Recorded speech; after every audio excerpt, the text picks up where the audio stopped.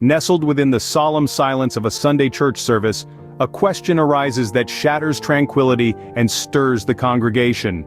It begins innocently enough, with a young man standing amid the sea of faithful, directing a question to the revered man of God.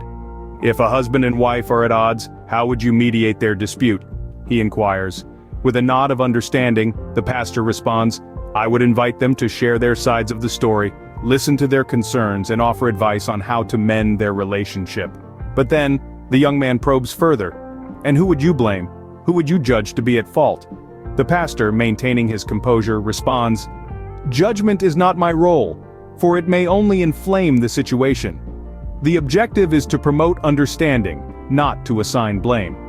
The young man, seemingly satisfied, turns to the congregation.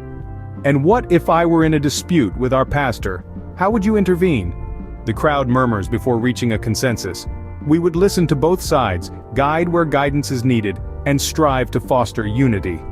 The young man's final question, however, takes a surprising turn. "What if a servant and a master have a disagreement and you are the only one to resolve it?" The pastor, now slightly perturbed, repeats his earlier sentiment. "I would seek understanding, advise the servant to obey, and request the master to be more patient." Then, as if a veil has been lifted, the young man reveals the true nature of his inquiry.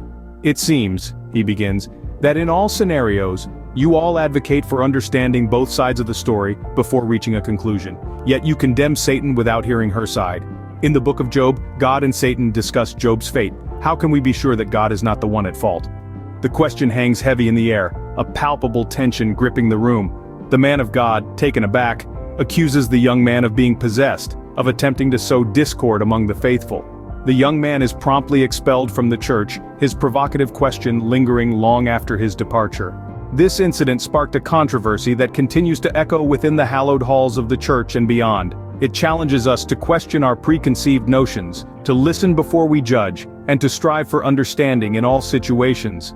Remember, a story is never truly complete until all voices are heard. This tale serves as a reminder that even the most sacred spaces can be grounds for challenging dialogue. This is Foxguest, where we bring you the most intriguing narratives from all corners of life.